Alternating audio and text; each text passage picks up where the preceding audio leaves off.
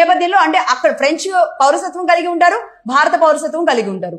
అలాగే అక్కడ పథకాలు తీసుకుంటారు, ఇక్కడ పథకాలు కూడా తీసుకుంటారు. 1962లో భారత్లో విలీనం జరిగినప్పుడు ఇలాంటి నిర్ణయాలు అనేది జరిగిందనమాట. అంతేకాదు ఈ గవర్నమెంట్ కి ఇక్కడ మేయర్లుగా కూడా పనిచేసిన వాళ్ళు ఉన్నారు. ఎవరు వాళ్ళు అంటే కామిశెట్టి వేణుగోపాలరావు నాయుడు కాపే, ఆయన తమ్ముడు కామిశెట్టి శ్రీ పరశురామ వరప్రసాద్ నాయుడు. వీరిద్దరూ కూడా ఒకరి తర్వాత ఒకరు మేయర్లుగా పనిచేశారు. వీళ్ళిద్దరు కూడా కాపులే. ఇక ఇంకొద్దిగా మనం 1990 దశకంలోకి నిదానంగా వచ్చేద్దాం. ఇది బ్రిటిష్ కాలం నుంచి మనం ఫ్రెంచ్ కాలం వరకు చూసాం. ఇక 1980 ఆ దశకాల్లోకి వస్తే గనక ఇక అమెరికాకి వెళ్ళాలి. ఇక్కడ ఒకసారి అమెరికా చరిత్ర చూడాలి. కాపులు అమెరికాలో ఎలా ఉన్నారు అనేది. అందరూ ఉన్నారు, కానీ అందులో బెస్ట్ పొజిషన్ లోకి వెళ్ళిన గొప్ప వ్యక్తులు ఎవరు, ఊహించిన స్థాయిలో ఉన్న వ్యక్తుల గురించి చెప్పడమే ఇక్కడ మన ఉద్దేశం ఉన్న నేపథ్యంలో ఇక్కడ చెప్దాం. అమెరికాలో మైక్రోసాఫ్ట్ అధినేత బిల్ గేట్స్ తో క్లోజ్ ఫ్రెండ్ గా ఉన్న వ్యక్తి ఎవరో తెలుసా? డాక్టర్ రావు రేమాల. ఈయన కూడా కాపునే. మైక్రోసాఫ్ట్ విండోస్ వర్షన్ రాసింది ఈయనే. అలాగే విండోస్ ఎక్స్పీని ఈ స్థాయికి తీసుకువెళ్ళడానికి కూడా రావు రేమాలనే కారణం. ఈయనది కృష్ణా జిల్లా. ముఖ్యంగా కృష్ణా జిల్లా కాపులు వ్యాపారంలో మాత్రం చాలా ముందే ఉన్నారు. ఈ హిస్టరీలో నాకు తెలిసిన అంశాలు ముఖ్యంగా కృష్ణా జిల్లా బందరకు సంబంధించిన కాపులు అయితే ఇంకా చాలా పెద్ద పొజిషన్స్ లో ఉన్నారు.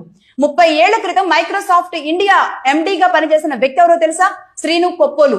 ఈయన కూడా కృష్ణా జిల్లా వాసే, కాపు వారే. ఇప్పుడు సత్యనాథన్లా ఎలా అయితే ఉన్నారో అప్పుడు శ్రీని కొప్పోలుది చాలా key role. Bezawada bench circle అది ఎవరి పేరు మీద తెలుసా? బూడిద రామకృష్ణ, కృష్ణా జిల్లా కాపు. 1945లోనే ఏకంగా రతన్ టాటా తండ్రి జేఆర్డి టాటాతోనే ఆయన వ్యాపారం చేశారంటేనే అర్థం చేసుకోవాలి. టాటాలతోనే పార్ట్నర్షిప్ లో పనిచేశారు ఆయన. దీని రిఫరెన్స్ కావాలంటే కూడా నేను ఒకటి చెప్తున్నాను. జాస్పర్ ఇండస్ట్రీస్ అనే వెబ్సైట్ ఉంటుంది. ఆ వెబ్సైట్ లో చూస్తే దీనికి సంబంధించిన ఇన్ఫర్మేషన్ చాలా ఇంకా ఎక్కువగా డెప్త్ ఉంటుంది. డాక్టర్ బివి రావు మున్నూరు కాపీన, పౌల్ట్రీ రంగ పితామహుడు, బెన్కాప్ చికెన్ వ్యవస్థాపకులు. దేశంలో గుడ్డు ధర ఎలా ఉండాలి అని నిర్ణయించేది బెన్కాప్ చికెన్ వాళ్లే. మీకు తెలుసా? లండన్ లో బ్లాక్ బర్న్ రోవర్స్ అనే ఒక ఫుట్బాల్ లీగ్ ని ఆనాడే వాళ్ళు కొనేశారు. అలాగే రాక్ షీల్డ్ ఫ్యామిలీతో చాలా మంచి వ్యాపార సంబంధాలు కూడా వీళ్ళకు ఉన్నాయి. అయితే రాక్ షీల్డ్ ఫ్యామిలీ గురించి చెప్పే అంత అర్హత గానీ వినే అంత అర్హత గానీ కూడా మనకు ఉండదు. ఎందుకంటే అంతర్జాతీయ విషయాలు ఏదైనా డిస్కషన్ లోకి వచ్చినప్పుడు నేను డీటెయిల్డ్ గా ఈ రాక్ షీల్డ్ ఫ్యామిలీ గురించి చెప్తాను. బట్ ఈ లోపే తెలుసుకోవాలనుకుంటే కనుక గూగుల్లో సెర్చ్ చేయండి. ఇక నెక్స్ట్ బాంబినో గ్రూప్. ఇది జస్ట్ సేమియా ఉప్మా అనుకుంటే కనుక పొరబడినట్టే. మ్యాదన్ కృష్ణారావు, ఈయన కూడా కాపునే. కృష్ణారావు గారు స్థాపించిన ఈ కంపెనీ కనీసం 10 దేశాల ఎగుమతుల్లో బాంబినో నిలబెట్టింది. ఆయన మరణం తర్వాత వారి కుటుంబ సభ్యులు దాన్ని చూసుకుంటూ ఉన్నారు. అలాగే కోట్ల రూపాయల వ్యాపారం ఇందులో నడుస్తోంది. నాయుడు గారు భీమవరం వాసి, ఈయన కూడా కాపునే. ఈయన కనీసం కలవాలంటే కూడా మామూలు వ్యక్తులకి ఇప్పుడు సాధ్యపడే పరిస్థితులు లేవు. ఏకంగా సీఎంలు మాత్రమే ఆయన కలిసి మాట్లాడేలాంటి పరిస్థితులు ఉన్నాయి. ఎందుకంటే ఇండో ఇజ్రాయెల్ ఛాంబర్ చైర్మన్ గా ఆయన ఉన్నారు. రక్షణ రంగంలో భారత్ ఇజ్రాయెల్ చేసుకునే అనేక రక్షణ రంగాల ఒప్పందాల్లో చాలా కీ రోల్ లో బివి నాయుడు గారు వ్యవహరిస్తున్నారు. ఒక్క భారత్కే కాదు అనేక దేశాలతో ఇజ్రాయెల్ చేసుకునే కీలక రక్షణ ఒప్పందాలలో కూడా బివి నాయుడు గారు ఉన్నారు. కర్ణాటకలో ఆయన ఎస్పీపీఐ గా గతంలో ఎస్పీపీఐ చైర్మన్ గా పనిచేశారు. Software technology park of India ఏదైతే ఉందో దీని ద్వారా $8 మిలియన్ ఉండే కర్ణాటక ఐటీ రెవెన్యూని ఏకంగా $100 బిలియన్ చేర్చిన ఘనత ఈయనకే దక్కుతుంది. అలాగే ఆయన భీమవరం SRKR ఇంజనీరింగ్ కాలేజ్ లో చదివి వెళ్లారు అక్కడికి. భీమవరం పక్కనున్న ఒక చిన్న గ్రామంలో ఉన్న SRKR ఇంజనీరింగ్ కాలేజ్. ఇక్కడ రైట్ ఇక ఇంకొకరిని చూద్దాం. బెంగళూరులో ఉన్న MS రామయ్య యూనివర్సిటీ. అనంతపురం నుంచి వెళ్లి సెటిల్ అయిన బలిజ నాయుళ్లు MS రామయ్య గారు. కర్ణాటక మొత్తం అటు విద్యా సంస్థలతో పాటుగా మరెన్నో ఇండస్ట్రీస్ నెలకొల్పి కర్ణాటక గవర్నమెంట్ లో ఒక పవర్ఫుల్ రోల్ ప్లే చేస్తున్నారు MS రామయ్య గారు. ఇక పూలా ప్రవీణ్ వాక్సన్ యూనివర్సిటీ ఫౌండర్. సంగారెడ్డిలో నిర్మించడం జరిగింది ఈ వాక్సన్ యూనివర్సిటీని. ఆక్స్ఫర్డ్ కేంబ్రిడ్జిలకు ధీటుగా ఉంటుంది. అసలు ఇక్కడ సీటు దొరకడం కూడా చాలా కష్టం. ఆక్స్ఫర్డ్ లో ఉన్నామా కేంబ్రిడ్జ్ లో ఉన్నామా అని లోపలికి వెళ్ళిన తర్వాత ఏమాత్రం అర్థం కానంత అతీతంగా ఉండేలాంటి వాక్సన్ యూనివర్సిటీని నిర్మించింది పూలా ప్రవీణ్ గారు. Pawan Kumar Chandana founder, CEO and CTO for Skyroot. దేశం గర్వించేలా భారతదేశంలో ఫస్ట్ రాకెట్ మ్యానుఫ్యాక్చరర్ ఎవరైనా ఉన్నారు అంటే అది స్కై రూట్ మాత్రమే. ఈయన కూడా కాపునే. హైదరాబాద్ లోనే ఆ కంపెనీ ఆపరేషన్స్ అన్ని నడుస్తూ ఉంటాయి. మన శ్రీహరికోట నుంచి మన రాకెట్లు ఎలా అయితే నిగిలోకి పంపిస్తూ సంతోషపడుతున్నామో ఈ తెలుగు నేల మీద, ఇదే తెలుగు నేల మీద ఫస్ట్ రాకెట్ కూడా తయారు చేయబడి త్వరలో ఆ రాకెట్ నింగిలోకి ఎగరబోతుంది అంటే నిజంగా ఆశ్చర్యం కాదా మరి? ఇక next Agnishwar Jayaprakash, Garuda aerospace co founder and CEO. ఈయన కూడా కాపునే. చెన్నైలో స్థిరపడ్డ తెలుగు కాపు. చిన్న వయసులోనే ఒక డ్రోన్స్ మ్యానుఫ్యాక్చరింగ్ కంపెనీనే మొదలు పెట్టేశారు ఆయన. ఈ రోజు అది టాప్ 5 లిస్ట్ లో ఉండడం కూడా మామూలు విషయమేం కాదు. పగడాల నరసింహ నాయుడు తమిళనాడు పారిశ్రామిక రంగ పితామహుడు. ఈయన కూడా కాపునే. శ్రీరామ సంజీవరావు గారు ఎస్ఎస్ రావు గారు అంటారు. పల్లం రాజు గారి తండ్రి, ఇండియన్ ఎలక్ట్రిక్ ఇండస్ట్రీ పితామహుడు. ఈయన కూడా కాపునే. సెంట్రల్ మినిస్టర్ గా కూడా పనిచేశారు. రాజీవ్ గాంధీ అండ్ ఇందిరాగాంధీ ఇద్దరు టైంలో కూడా మినిస్టర్ గా పనిచేసిన ఘనత ఆయనకు దక్కుతుంది. Father of Indian electronic industry, ఈయన కాపునే. Ex central minister Sai Pratap గారికి తండ్రి తరపున తాత ఈయన. ఢిల్లీలోని జియోలాజికల్ సర్వే ఆఫ్ ఇండియాలో కిష్టప్ప గారి ఫోటో స్టిల్ ఇప్పటికి కూడా ఉంటుంది. అలాగే బెంగళూరులో అత్యంత ధనికుడు కూడా కావడంతో నెహ్రూ సమయంలో కర్ణాటకకి సీఎం గా పనిచేయొచ్చు కదా అని నెహ్రూ ఆఫరిస్తే మేము మీకు లాయల్ గా ఉండడం ఏంటని ఆ సీఎం పదవిని కూడా ఆయన తిరస్కరించారు అంటేనే ఆయన రేంజ్ ఏంటో అర్థం చేసుకోవచ్చు. మెమరీస్ ఆఫ్ నెహ్రూ బుక్ ఏదైతే ఉందో అది రిఫరెన్స్ ఇస్తున్నాను. ఆ బుక్ లో స్వయంగా నెహ్రూనే ఈ విషయాన్ని ప్రస్తావించారు. అలాగే 1890లోనే ఈయన బైరటీస్ గనుల మైనింగ్ లో బ్రెజిల్, లండన్, జర్మనీలకు ఎక్స్పోర్ట్ చేస్తూ ఉండేవాడు బైరటీస్ ని. Hanumanthappa, one of the owner for KGF mining, ఈయన కూడా కాపునే. బ్రిటిష్ వారితో కలిసి ఆ రోజుల్లోనే బంగారు గనుల మైనింగ్ లో వ్యాపారం చేశారు. బెంగళూరులో అత్యంత ధనికులు కూడా. ఇదే ఎక్స్ మినిస్టర్ సాయి ప్రతాప్ గారికి ఈయన అమ్మ తరపున తాత, కిష్టప్ప గారు తండ్రి తరపున తాత అయితే ఈయన అమ్మ తరపున తాత. Raghupathi Venkaiah Naidu, father of Telugu cinema industry, ఈయన కాపునే. ఈయన పేరుపైనే మన తెలుగు సినీ రంగం నుంచి అందే అత్యంత గొప్ప పురస్కారం వెంకయ్య అవార్డు, రఘుపతి వెంకయ్య అవార్డు. ఇక పైడి జయరాజుల నాయుడు, రాష్ట్ర విభజన తర్వాత మీ వెంకయ్య నాయుడు మాకెందుకని తెలంగాణ ప్రభుత్వం సినీ రంగ కళాకారులకు ఇచ్చే అవార్డు పేరుని మార్చుకుని పైడి జయరాజుల నాయుడు అవార్డు అని పెట్టుకుంది. అయితే ఈయన సిరిసిల్లలో పుట్టి మూకీ సినిమాల నుంచి హిందీ సినిమాల అగ్రతారగా వెలగడం జరిగింది. అయితే ఇక్కడ ఈయన కూడా కాపు కావడం చాలా పెద్ద విశేషం. అంటే ప్రాంతాలు వేరుపడినా సినిమా రంగ ప్రముఖులకి ఇచ్చే అవార్డుల్ని రెండింటినీ కూడా రెండు రాష్ట్రాలు కూడా కాపుల పేరుతోనే నడిపిస్తున్నాయి. మణిరత్నం గారికి ఆ మధ్యనే తెలంగాణ గవర్నమెంట్ ఆయన పేరు మీద అవార్డు ఇవ్వడం కూడా జరిగింది. పైడి జయరాజుల నాయుడు. తాపి ధర్మారావు నాయుడు, వ్యవహారిక భాషా పితామహుడు, ఈయన కాపునే. ఈయన్ని తాతాజీ అంటారు. అసలు పేరు బండారు ధర్మారావు నాయుడు. సైనికులుగా వారి కుటుంబం పనిచేసినప్పుడు ఒరిస్సాలో సెటిల్ అయ్యారు. ఆయన అక్కడే పుట్టారు. అయినప్పటికీ విజయనగరంలో చదువుకున్నారు. ఆంధ్రులకు ఒక మనవి అంటూ ఆయన రాసిన పుస్తకం ఏదైతే ఉందో అది అత్యంత ప్రాచుర్యం పొందింది ఆనాడే. తెలుగు మాధ్యమాల దినోత్సవంగా, అలాగే వ్యవహారిక భాష పితామహుడుగా ఆయనకి గొప్ప స్థానం ఉంది. గిడుగు రామ్మూర్తి పంతులు గారి దగ్గర ఈయన శిష్యరికం చేశారు. అలాగే తలిశెట్టి రామారావు గారు, తెలుగు కార్టూనిస్ట్ పితామహుడు, ఈయన కాపునే. వ్యంగ్య కార్టూన్లలో ఆయన్ని అందివేసిన చేయలేదు. తెలుగు కార్టూనిస్టులకు ఈయన పేరు మీదే ప్రతిష్టాత్మక అవార్డు ఇస్తూ ఉంటారు. అలాగే సికే నాయుడు, 1935లో ఫస్ట్ ఇండియన్ కెప్టెన్, ఈయన కూడా కాపునే. అలాగే ఆయన పేరు మీదనే ఏ క్రికెటర్ కైనా అత్యున్నత గౌరవం ఇచ్చే CK Naidu life time achievement award అనేది మనం చూస్తూ ఉన్నాం. అలాగే నారాయణ స్వామి నాయుడు, బ్రిటిష్ వాళ్ళు పెట్టిన మొట్టమొదటి కోర్టుకి మొట్టమొదటి భారతీయ జడ్జ్, ఈయన కాపునే. 1895లోనే నాగపూర్ లో ఈస్ట్ ఇండియా కంపెనీ పెట్టిన ఫస్ట్ ఇండియన్ కోర్టు అది. అలాగే ఎంసీ రావు, ఈయన పేరుతోనే దేశవ్యాప్తంగా ఉత్తమ జర్నలిస్టులకు ఇచ్చే అవార్డు ఉంటుంది. ఈయన కూడా కాపునే. మన హైదరాబాద్ జర్నలిస్ట్ కాలనీ ఎంట్రన్స్ లో ఆయన విగ్రహం ఉంటుందని ఇంత ముందు చెప్పాను కదా, అది ఎంసీ రావు గారి విగ్రహమే. అలాగే నెహ్రూ కూడా చాలా అత్యంత సన్నిహితులు. అలాగే Chandra Naidu, first Indian cricket women commentator, ఈవిడ కాపునే. అలాగే first Indian captain CK Naidu అని చెప్పాను కదా, సికే నాయుడు గారి కుమార్తె ఈవిడ. అలాగే ఆకుల విక్రమ్, యుఎస్ లో ఉంటారు. హార్వర్డ్ లో చదివిన ఆయన ఎస్కేఎస్ మైక్రో ఫైనాన్స్ లో చాలా దిట్ట. ఈయన కూడా కాపునే. వాల్ స్ట్రీట్ అమెరికన్ బ్యాంకింగ్ రంగంలో చాలా కీలకమైన వ్యక్తి. అలాగే టైమ్ మ్యాగజైన్ ప్రచురించిన మోస్ట్ ఇన్ఫ్లుయెన్స్డ్ పర్సన్స్ లో కూడా ఈయన ఉన్నారు. ద బోస్టన్ గ్రూప్ చైర్మన్, ఈయన కాపునే. అమెరికాలోని అతిపెద్ద సంస్థ బోస్టన్. ఏకంగా బిల్ క్లింటన్ తోనే ఆయన వ్యాపారాలు చేశారు. బిల్ క్లింటన్ అండ్ సుబ్బు కోట ఇద్దరు కూడా బిజినెస్ పార్ట్నర్స్. అలాగే శాంతా బయోటెక్ ఏదైతే ఉందో దాని కో ఫౌండర్ కూడా ఈయన. అమెరికన్ డెమోక్రటిక్ పార్టీలో అత్యంత కీలకమైన వ్యక్తిగా వ్యవహరించారు. అమెరికన్ ఫెడరల్ కోర్టుకి జడ్జిగా కూడా పనిచేశారు.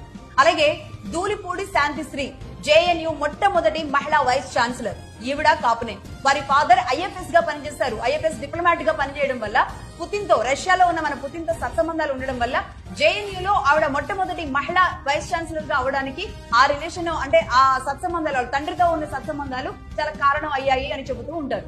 రైట్, ఇది. ఇక కెప్టెన్ మమత, Flytech aviation first female chief flying instructor, CFI. భారతదేశంలో అతిపెద్ద defence and commercial flight training company ఆవిడ నిర్వహిస్తున్నారు మమతా గారు. ఇక అలాగే Bondada Raghavendra Rao, solar and infrastructure లో అతిపెద్ద ప్లేయర్స్ వీళ్లు. ఈయన కూడా కాపునే. రీసెంట్ గా ఏపీలో 15,000 కోట్ల రూపాయల పెట్టుబడులు అన్నమయ్య జిల్లాలో బొండాడ గ్రూప్ పెట్టడం జరిగింది. ఇక కడియం నర్సరీలు, అసలు ఇవి కనబడని కోట్ల రూపాయల వ్యాపారాలు.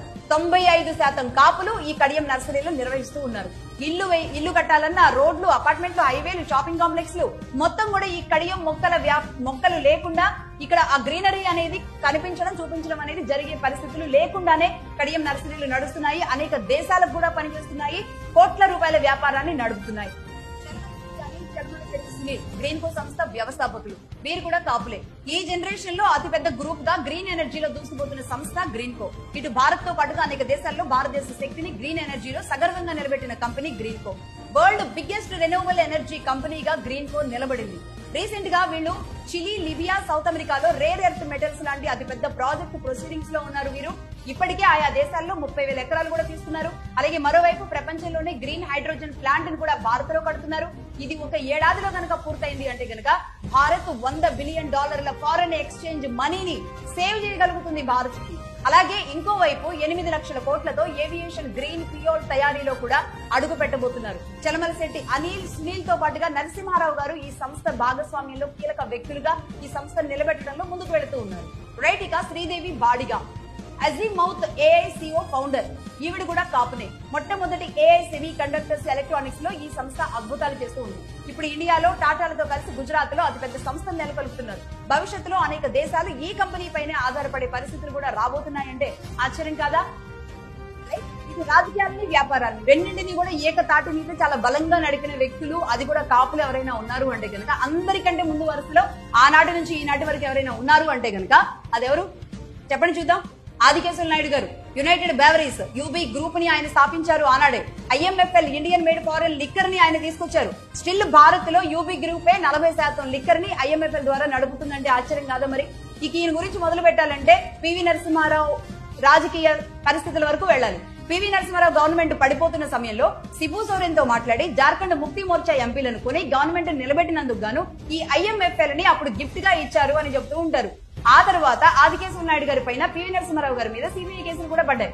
అయితే అటు కాంగ్రెస్ కి మాత్రమే ఆయన హెల్ప్ చేసి ఊరుకోలేదు. బెంగళూరులో జనతా పార్టీ పడిపోతున్న సమయంలో ఆయన రామకృష్ణ హెగ్డే కి హెల్ప్ చేసి అక్కడ కూడా జనతా గవర్నమెంట్ ని నిలబెట్టడంలో చాలా కీ రోల్ పోషించారు. అలాగే తెలుగు స్టేట్స్ లో కూడా చాలా మంది నాయకుల్ని ఆయన ఆదుకున్నారు అని చెప్తూ ఉంటారు ఆదికేశవ నాయుడు.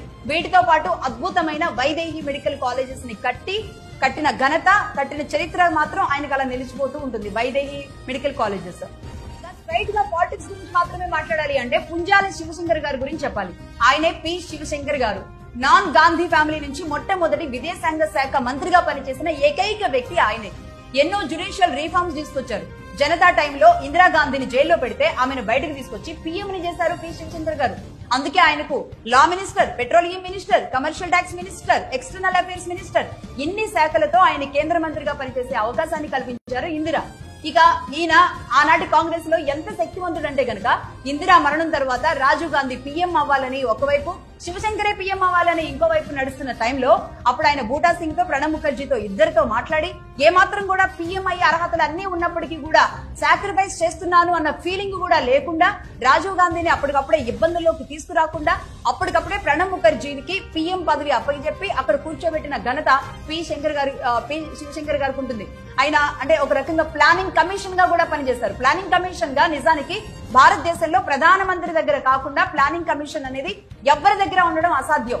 అది ఎన్డీఏ గవర్నమెంట్ కావచ్చు, యూపీఏ గవర్నమెంట్ కావచ్చు. అలాంటిది ఒక ప్లానింగ్ కమిషనర్ గా పనిచేసిన నాన్ పీఎం వ్యక్తి ఎవరైనా ఉన్నారు అంటే గనక అది పి శివశంకర్ గారు మాత్రమే. First and last planning commissioner as a non PM అనేది చాలా స్ట్రాంగ్ గా చెప్పొచ్చు. అలాగే Uday Areti London deputy mayor గా ప్రస్తుతానికి ఉన్నారు. అలాగే బద్రీనాథ్ యుఎస్ లో ఎడ్యుకేషన్ మినిస్టర్ గా ఉన్నారు. అలాగే జడ్జి శ్రీదేవి, ఆవిడ అమెరికా ఫెడరల్ కోర్టుకి జడ్జి గా ప్రస్తుతానికి ఉన్నారు. వీరు ముగ్గురు కూడా కాపులే. ఇక చివరిగా మన తెలుగు రాష్ట్రంలోని ఈ మధ్య రాజకీయాల్లో యూపీఏ గవర్నమెంట్ లో ఏకంగా ఒకే కమ్యూనిటీకి సంబంధించిన 4 ఒకేసారి కేంద్ర మంత్రులుగా పనిచేశారు. ఇది కూడా నిజంగా ఆశ్చర్యం కదా? వాళ్ళెవరు? మనకు తెలిసిన వాళ్లే. దాసరి నారాయణరావు గారు, చిరంజీవి గారు, పల్లం రాజు గారు, సాయి ప్రతాప్ గారు. ఇలా ఒకేసారి 4 కేంద్ర మంత్రులుగా ఒకే కాపుకుల నుంచి వాళ్ళు పని చేయగలిగారంటే, ఆ స్థాయిలో వాళ్ళు నడిపించగలిగారంటే మామూలు విషయం చెప్పండి. దేశంలో ఎప్పుడు ఒకే కమ్యూనిటీ 4 కేంద్ర మంత్రులుగా చేసిన పరిస్థితి ఎప్పుడూ లేదు. అది మనందరికీ మన కళ్ళ ముందు జరిగిన విషయమే, కానీ మనం పెద్ద ఎవరు పట్టించుకోరు. ఆ తర్వాత ఇప్పుడు తెలంగాణ నుంచి బండి సంజయ్ గారు అదే కాపు సామాజిక వర్గం నుంచి కేంద్ర మంత్రిగా పనిచేస్తున్నారు. తెలంగాణ నుంచి ఒక్క మంత్రిగా, కేంద్ర మంత్రిగా. అలాగే బ్యూరోక్రాట్స్ విషయానికి వస్తే భారతదేశంలో ఏ మూలకెళ్ళినా, ఏ స్టేట్ కి వెళ్ళినా బ్రాహ్మణుల తర్వాత హైయెస్ట్ పర్సంటేజ్ గా ఉన్న సివిల్ సర్వెంట్స్ అంతా కూడా 1 కాయస్థులు, 2 కాపులు. దాదాపుగా 4000 నుంచి 5000 మంది వరకు first and second grade position లో ఉన్నారు. ఐఏఎస్లుగా, ఐపీఎస్లుగా, ఆ తర్వాత ఉన్న పొజిషన్స్ లో అనేక రకాలుగా ఉన్న ఘనత కాపులు బ్యూరోక్రాట్స్ కు చెందుతుంది అంటే నిజంగా ఇది ఆశ్చర్యం. అంటే ఏ స్థాయిలో వాళ్ళు ఎడ్యుకేషన్ ని నమ్ముకుని ఒక ప్రయాణం చేస్తూ వెళ్లారు అనేది వాళ్ళు 4000 నుంచి 5000 మంది దేశ వ్యాప్తంగా సివిల్ సర్వెంట్స్ ఉన్నారంటేనే అర్థం చేసుకోవచ్చు. నేను సేకరించిన కాపు దిగ్గజ చరిత్ర జస్ట్ శాంపిల్ మాత్రమే, ఇంకా అనేక మంది ఉన్నారు. అయితే పేరుకి